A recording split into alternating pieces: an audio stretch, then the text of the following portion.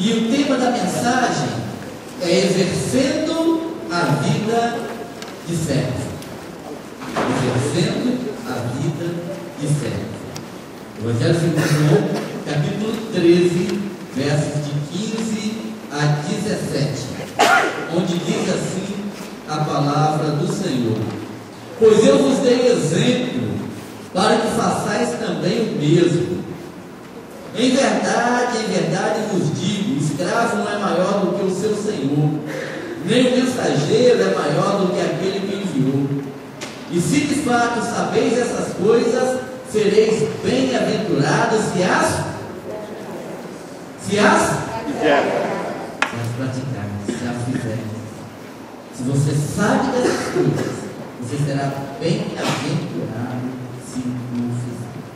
Jesus coloca alguns parâmetros aqui acerca do nosso relacionamento com o corpo de Cristo, com o reino de Deus e com o próprio Senhor Deus. Ele usa pelo menos duas metáforas aqui, duas ilustrações para dizer quem nós somos diante do Senhor e quem nós somos no corpo de Cristo. A primeira coisa que ele diz é: escravo, doulos, servo. O escravo não é maior do que seu senhor.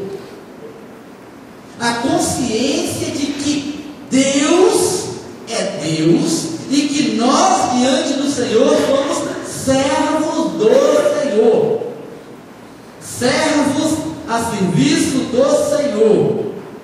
E a segunda coisa ele diz é que o mensageiro não é maior do que aquele que o enviou.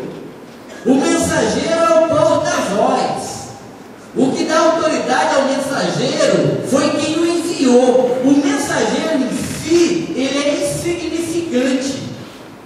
A única razão de ser do mensageiro, o único projeto para o mensageiro é entregar a mensagem. Entregar a mensagem segundo a ordem daquele que o comissionou. Dessa forma nós somos desafiados a entender, primeiro, que nós não somos o dono da obra. Nós não somos os proprietários da igreja. Não é o nosso querer, não é a nossa vontade, não é a nossa ordem que tem que ser cumprida. Olhando pelo prisma de Jesus, há um nivelamento geral, pegando dele de pastor, diácono, ministro, zelador, instrumentista, solista, e todo mundo está no mesmo nível, no mesmo patamar, servo. Porque só existe um Senhor, só existe um soberano, só existe uma pessoa que precisa de ser agradada, só existe uma expectativa que precisa ser atendida, é de Deus, é do Senhor. Precisamos entender que a celebração de um culto não é um espetáculo direcionado para o coração, para os ouvidos e para os olhos dos homens. Que a adoração de fato é a consciência clara de que a nossa vida é um espetáculo diante do Senhor, para a honra e glória do nome do Senhor. E que se eu tiver que sair insatisfeito, se eu tiver que sair frustrado, se eu tiver que sair decepcionado, mas o nome de Deus ser glorificado, eu tenho que me dar por satisfeito por isso. Porque é para Ele, não para mim. É em honra a Ele, não a mim. Eu hoje ouvi uma irmãzinha compartilhando comigo acerca de alguém membro da nossa igreja, né? A gente está chegando, recém-chegado da nossa igreja, que se sentiu frustrado quando nós fizemos o congresso de remissão, congresso sobre drogas. Veio na sexta-feira e não voltou mais. Por quê? Porque isso não é assunto para a igreja tratar. A igreja tem que estar aqui para pregar a Bíblia, não ficar mostrando essas coisas. Não é nossa expectativa atender aos desejos particulares e pessoais de ninguém, mas dentro de uma visão, de uma meta, de um projeto: glorificar o nome do Senhor. E se o Senhor for glorificado, eu não gostei do programa, mas se glorificou o nome do Senhor, amém, porque é do Senhor. Amém? Segunda coisa, tem que ter uma mensagem. Tem que ter uma mensagem. Qual é o objetivo? O que está sendo transmitido? Qual é o direcionamento que está sendo dado para as pessoas que estão participando desse culto, da celebração, da vida da igreja, da minha vida, do meu relacionamento interpessoal? O que eu tenho transmitido para essas pessoas? Porque eu não sou o fim. Você não é o fim. Você é meio. Meio para atingir pessoas. Você é mensageiro. Eu sou mensageiro, a igreja é mensageira. E dessa forma nós temos um projeto, um propósito: atingir a vida de outras pessoas. Um carteiro que passa lá no posto de distribuição do Correios, pega as cartas, coloca debaixo do braço, leva para casa e bota na estante, não está desempenhando bem a sua função. Porque a mensagem não pode parar no mensageiro. A carta não pode parar na mão do carteiro. Tem que ser passada adiante. Muitas vezes nós achamos ou vivemos como se a mensagem fosse minha, para atender a minha necessidade, quando na verdade não. Eu sou o canal através do qual a mensagem vai fluir para atingir a vida de outras pessoas. Por não entender isso, são muitos os cristãos que estão ociosos dentro da igreja. Pode completar aí. São muitos os cristãos que estão ociosos dentro da igreja. Os estudiosos, eles dizem que numa igreja tradicional, com essa estrutura de celebração cultica, ritualística, geralmente a proporção é de 80% dos membros usufruindo do trabalho do ministério de 20%. A ideia é que para cada 10 membros de uma igreja, 2 trabalham para 8 ficarem sentados assistindo. Eu me lembro da história de um pastor que estava angustiado porque a sua igreja não se desenvolvia, e até que Deus deu a ele um sonho. Ele sonhou algo interessante, que mostrou a realidade da igreja dele. Ele sonhou que a sua igreja era um ônibus, e que a sua igreja, como um ônibus, estava caminhando por uma estrada de terra, lamacenta, e de repente o ônibus afunda no chão, atola. E algumas pessoas saem, olham a realidade do ônibus atolado na lama e dizem: vamos para debaixo daquela árvore, esperar um tempo, e daqui a pouco isso se resolve. E pegam o violão, ficam debaixo da árvore e começam a cantar lá debaixo da árvore, o ônibus atolado. Um outro grupo de pessoas fica dentro do ônibus e começa a dizer: eu sabia que a gente não devia vir por essa rua. Eu sabia que esse ônibus não era o ônibus ideal para a gente vir.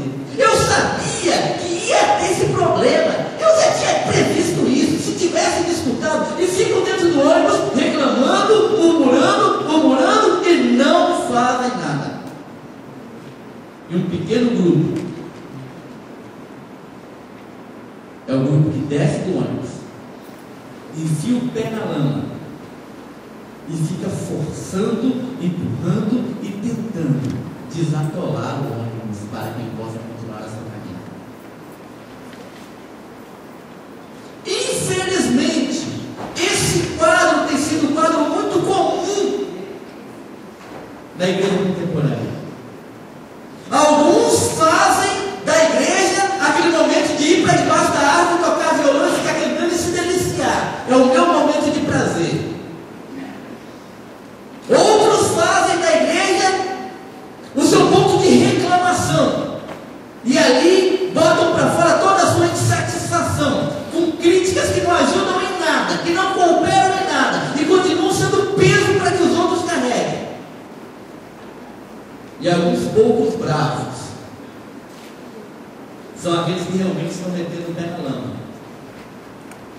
estão fazendo força, estão empurrando, estão tentando. E o nosso desafio é fazer com que cada crente descubra que ele tem um papel ativo na missão de levar a igreja a continuar avançando, a ir adiante, a passar pelos atoleiros e continuar firme. Não podemos ser crentes salvos, sentados e satisfeitos. Não podemos ser crentes salvos, sentados e satisfeitos, como se não tivéssemos nada a ver com essa missão, como se tivéssemos toda a expectativa do mundo em relação ao trabalho dos outros para conosco, como se o objetivo central do cristianismo é satisfazer as nossas necessidades, ansiedades, desejos e até mesmo vaidades. Precisamos entender, Jesus desafia-nos a crer que ser um servo não é um dom. É porque fulano tem um dom para servir. Não. Ser servo não é um dom, porque dom uns têm e outros não. Ser um servo não é uma vocação, um chamado específico de Deus. Deus chamou fulano para ser servo. Não, ser servo é o propósito de Deus para nossas vidas. É uma meta de Deus, é o objetivo de Deus. Deus nos criou para que nós possamos servi-lo. É uma expectativa que Deus tem de que a nossa vida seja instrumento de serviço ao Senhor. E se eu não consigo entender isso, eu não me direciono para isso. A minha primeira concepção tem que ser de maneira muito clara de que Deus me criou para que eu possa servir ao Senhor. Você se lembra o que diz Efésios capítulo 2, versículo 8 e 9? Posso dar uma forcinha? Eu acho que se eu começar você termina. Diz assim: porque pela graça sois salvos. Não vem de vós, é dom de Deus, para que ninguém se glorie. Porque pela graça sois salvos por meio da fé. Isso não vem de vós, é dom de Deus, não vem de obras, para que ninguém se glorie. Mas você reparou que poucas pessoas conhecem o versículo 10? O versículo 10 vai dizer: porque nós fomos feitos por Ele, Deus, criados em Cristo Jesus, quer dizer, regenerados, salvos em Cristo Jesus, para as boas obras, que previamente Deus nos preparou para andarmos nelas. Deus já havia nos preparado previamente para sermos servos dele. E quando ele nos resgata em Cristo Jesus, ele nos dá toda a condição de servirmos.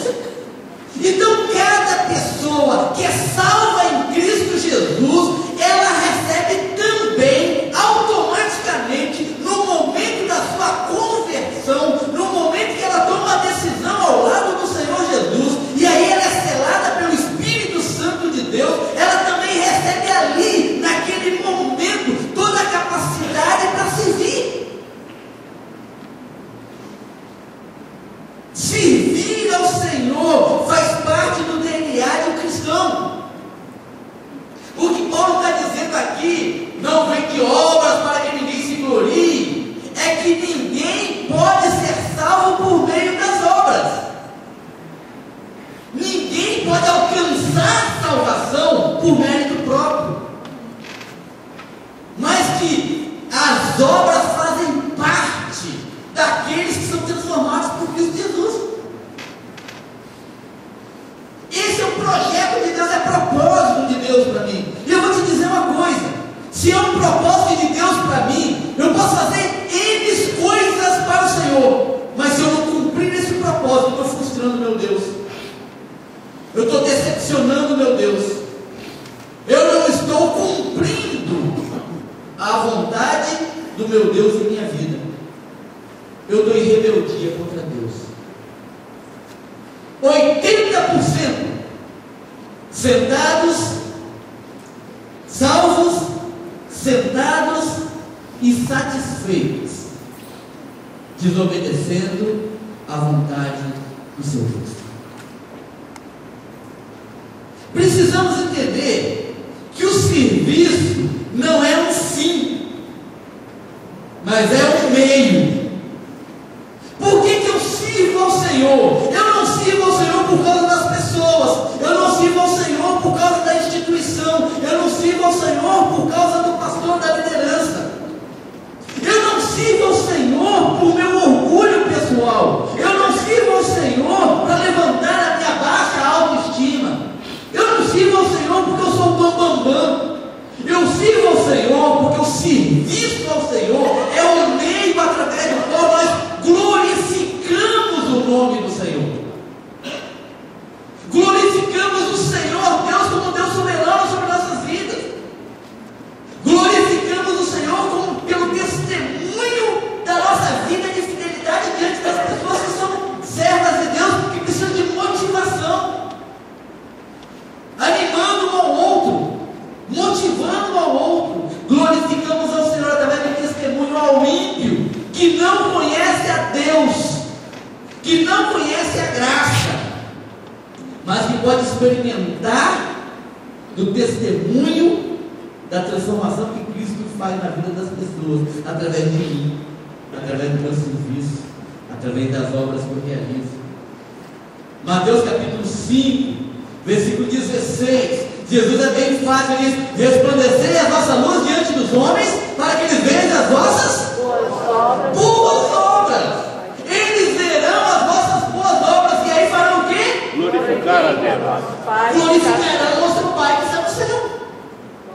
Se nós queremos fazer essa comunidade cair na graça do Senhor, se nós queremos fazer com que essas pessoas consigam ver a glória de Deus aqui nesse local, se nós queremos ser instrumentos para que Deus acrescente a cada dia a igreja, aqueles que vão sendo salvos, é só nós servirmos.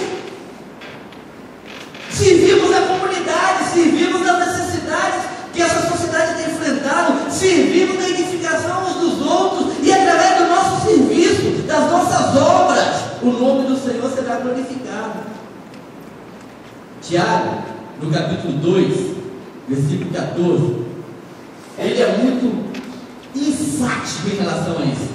É o texto que colocou Lutero em crise contra Tiago, porque ele vai fazer uma defesa tremenda do serviço aqui. Versículos 14 a 20 do capítulo 2 vai dizer: meu irmão, presta atenção, diz Tiago, que vantagem há se alguém disser que tem fé e não tiver obras? Que vantagem tem um crente salvo, sentado e satisfeito? Essa fé poderá salvar? Salvar? Ele diz: se um irmão ou uma irmã tiverem necessitados de roupa e do alimento de cada dia, e algum de vós lhes disser: ide em paz, aquecei-vos, saciai-vos, e não lhe derdes as coisas necessárias para o corpo, que vantagem há nisso? Assim também, a fé por si mesma é morta, se não tiver obras. Mas alguém dirá: tu tens fé e eu tenho obras. Mostra-me a tua fé sem obras, e eu te mostrarei a minha fé por meio de, através das minhas obras. O desafio de sermos uma igreja visível, de sermos uma igreja perceptível, através daquilo que realizamos, das obras que fazemos, do serviço que prestamos. Deus tem um propósito é que nós precisamos servir ao Senhor. E uma coisa interessante é que Deus, ao nos dar o propósito de serviço, Ele também nos dá a capacidade para servir. Deus não seria injusto nos desafiando para servi-lo sem dar a cada um de nós condições, capacidade para fazê-lo. Deus investiu em nós toda a potencialidade para que nós possamos servi-lo. Você foi moldado para isso. Você foi moldado para isso. Você é um ser único. Cada um de nós fomos criados com uma individualidade, uma pessoalidade, uma personalidade que está intrínseca a nós mesmos. Deus foi criativo demais ao criar cada um de nós, de maneira tal que a nossa vida, ela tem características que não poderão ser imitadas por ninguém, para realizar obras que não poderão ser feitas por nenhuma outra pessoa, porque cada um de nós foi criado de uma maneira específica por Deus, para que possamos servi-lo, atendendo dentro da sua vontade, do seu querer, para a glória e honra do nome dele. Deus te deu uma forma específica para o trabalho específico. E aí o que você precisa fazer, como servo do Senhor, como alguém que entende que foi desafiado por Deus, criado por Deus, com um propósito de serviço, é descobrir qual é a sua forma de servir. E aí nós temos o que é a minha forma de servir, o que caracteriza a minha forma de servir. Primeira coisa, minha formação espiritual. Deus deu a cada indivíduo dom, pelo menos um dom específico. O dom é uma capacitação para que eu possa realizar uma obra. É o revestimento espiritual de Deus, me dando o direcionamento e a capacidade de fazer algo para o seu reino. E como eu costumo ilustrar os dons como ferramentas, isso significa que se Deus me deu um martelo, Ele quer que eu faça o quê? Oi, se Deus me deu um martelo, é para fazer o quê? É para pregar. Pregar? Despregar? Martelo é para isso. Se Deus me deu um serrote, é para quê? Para serrar. Eu não posso usar o serrote como um martelo? Posso? Posso. Quem aqui já teve aquele desafio de tirar o parafuso? De repente está mexendo, desmontando alguma coisa, aí tem que tirar o parafuso e não tem chave de fenda. Geralmente qual é a estratégia que a gente usa? Faca. As mulheres adoram isso, né? Porque depois a gente acaba esfolando o parafuso todo e a faca fica destruída. Por quê? Porque não é para isso. Você quer descobrir o que Deus tem preparado para a sua vida? Olha para o que Ele te deu. O que Ele te deu? Qual é o dom que você tem? Você conhece o seu dom? Você já sabe qual é o dom espiritual que você recebeu? Se você já sabe, você já tem um direcionamento do que Deus quer para você. Segunda coisa, opções de coração. O seu coração se inclina para quê? O seu coração te impulsiona para que tipo de área? De repente o seu coração te impulsiona para uma necessidade social que você viu que precisa ser suprida. De repente seu coração te impulsiona para uma determinada faixa etária que precisa ser ministrada, de ser cuidada. De repente seu coração te impulsiona para um determinado tipo de serviço que precisa ser feito. Você descobriu o que te move? Eu acho interessante que a grande maioria dos brasileiros não se preocupa com projeções, com sonhos para o futuro. Às vezes o camarada vai para a faculdade sem ouvir o coração.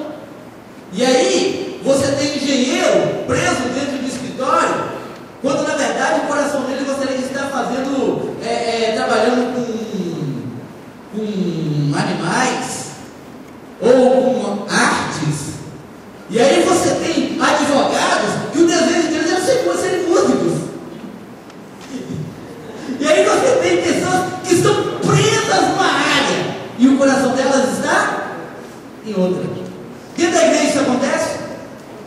Sim, acontece. Acontece. Eu vi o irmão cantando, eu quero cantar também, porque todo mundo elogiou o irmão. Mas você é afinado, você gosta de cantar, você gosta de ensaiar, você tem essa disponibilidade, é o seu desejo, você tem disciplina para isso? Não tem, mas quero. Olha os seus recursos pessoais. Deus, quando Ele nos dá um sonho ministerial, Ele também nos dá condições de realizarmos esse sonho espiritual. E aqui nós falamos de recursos, recurso financeiro, recurso intelectual, recursos de saúde, recursos de disponibilidade. Deus me deu um sonho. Eu quero ser missionário, eu quero ir para a África. Como é que é a sua rotina? Não tenho tempo para parar para estudar. Qual o período que você pode ir para a África? Minha agenda é fechada de janeiro a janeiro. O que você tem na mão? Eu acho interessante isso, porque Deus ele nos dá os recursos e usa os recursos da maneira como Ele aprove. Moisés está parado na beira desse mar vermelho, o que você tem na mão? Senhor, eu tenho um cajado. É o que eu te dei, usa o cajado, meu irmão. É o seu recurso. Bota nas minhas mãos e vai ser bênção. Davi vai enfrentar Golias, o que você tem? Eu tenho umas pedras que eu peguei lá na beira do rio. Coloca nas minhas mãos que essas pedras vão virar instrumento para libertação. O que você tem nas mãos? Quais são os seus recursos? Às vezes o indivíduo, ele gasta 4, 5 anos fazendo uma faculdade, desenvolve capacitações intelectuais e não consegue entender que isso são recursos que Deus coloca na mão dele para ele abençoar a igreja, para ele servir no reino, para ele investir como servo. Os camaradas investem financeiramente, granjeia, consegue atingir uma estabilidade financeira e não consegue entender que a sua estabilidade financeira é recurso que Deus colocou para abençoar, para servir, para trabalhar. Às vezes o indivíduo vive a vida toda, 60, 70, 80, 90, 93 anos, granjeando experiências, e não consegue entender que essa vivência toda são recursos que Deus dá para abençoar a vida das outras pessoas. Tudo que temos nas mãos, se nós colocarmos diante do Senhor, Deus vai usar de maneira abençoadora para o reino dele. Compartilho com vocês a história da Rosana. Rosana é a esposa do pastor Watson. Ela é odontóloga, fez a faculdade, se formou, exerce a profissão. No ano passado, Deus a usou como odontóloga para ser missionária lá na África. O que um dentista tem a ver com missões? Se você coloca esses recursos nas mãos do Senhor, isso serve de instrumento de Deus. O que um motorista tem a ver com o reino de Deus? O que um advogado tem a ver com o reino de Deus? Depende, se você colocar nas mãos do Senhor esses recursos, Deus vai usar para abençoar a vida dessas pessoas. Olha para a sua mão, o que você tem? Isso faz parte da sua forma de ser.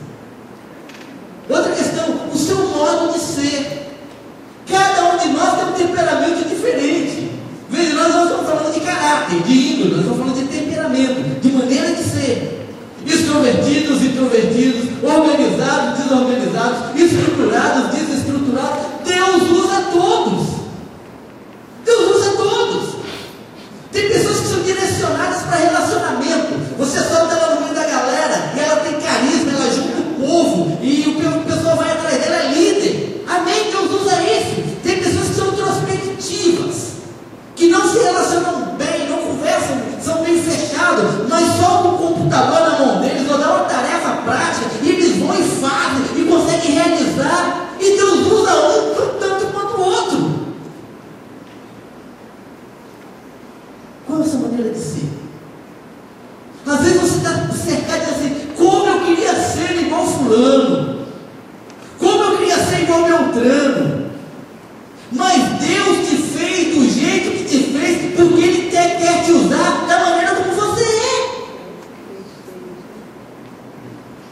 Descubra uma forma de Deus te usar. Novo, velho, alto, baixo, extrovertido, introvertido, organizado, desorganizado. Descubra a maneira de você ser usado pelo Senhor.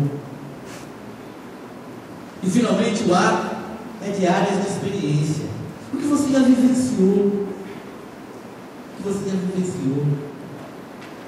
Eu gosto muito quando Paulo escreve a Timóteo, ele diz: diga às mulheres mais velhas, as mulheres mais experientes do Senhor, que elas sirvam de modelo e orientem as mais novas. Pessoas que pegam a sua experiência de vida e compartilham. Pessoas que pegam a ciência aprendida e desenvolvida e compartilham. Pessoas que pegam seus talentos natos e usam para abençoar vidas. Querido, descubra qual é a sua missão dentro do corpo de Cristo.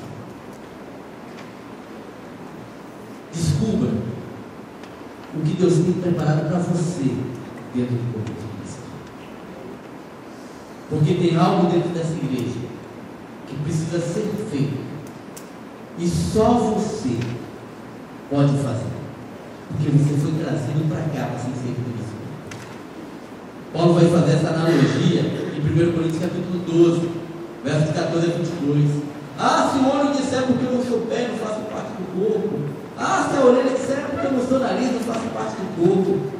Não, Deus usa todos os membros, e cada um de maneira muito especial. E talvez você, meu irmão, seja o membro, o servo que está faltando para nós melhorarmos como igreja do Senhor Jesus. Talvez você, salvo, sentado e satisfeito, seja exatamente o que nós estamos precisando na obra de Deus aqui. Deus não me trouxe para cá à toa. Eu creio nisso. Eu tenho um senso de missão. Deus, quando me trouxe para esse local, Ele me trouxe uma missão. Você tem essa mesma visão? Deus, quando te trouxe para cá, quer seja através da conversão e você se batizou, quer seja através dos seus pais que já eram membros dessa igreja e você nasceu numa família que é membro dessa igreja e foi criado aqui pequenininho e se batizou aqui, quer seja por carta de transferência, está vindo de uma outra igreja batista, quer seja por aclamação, você está vindo de uma outra denominação. Se Deus te trouxe aqui, é porque Ele tem algo para você fazer aqui. E se você olha para cá e não consegue entender isso, você está no lugar errado. Se você olha para dentro da igreja e não consegue ter um senso de missão, você está no lugar errado, ou no foco errado. Aceite a sua missão dentro do grupo.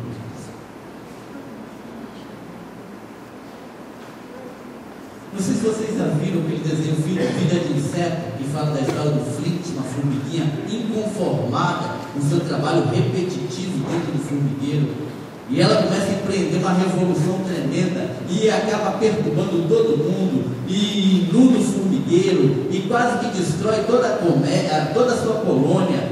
E no final de tudo, daquela experiência toda, ele diz: finalmente eu descobri o meu lugar no mundo. E por incrível que pareça, o meu lugar no mundo é exatamente onde eu estava. O problema não era o lugar, o problema era o coração dele. Ele não aceitava a sua missão. Ele teve que aprender que aquilo que ele faz é importante, que aquilo que ele faz é bênção para a vida dos outros. Finalmente, querido, exerça a sua missão dentro do corpo de Cristo. Bem-aventurado servo, que quando o Senhor chegar, o encontrar, servindo fielmente. Seja um servo servindo sempre. Tenha isso como meta. Não quero ser salvo, sentado e satisfeito. Eu quero ser um servo servindo sempre. Esse é o desafio de Deus para cada um.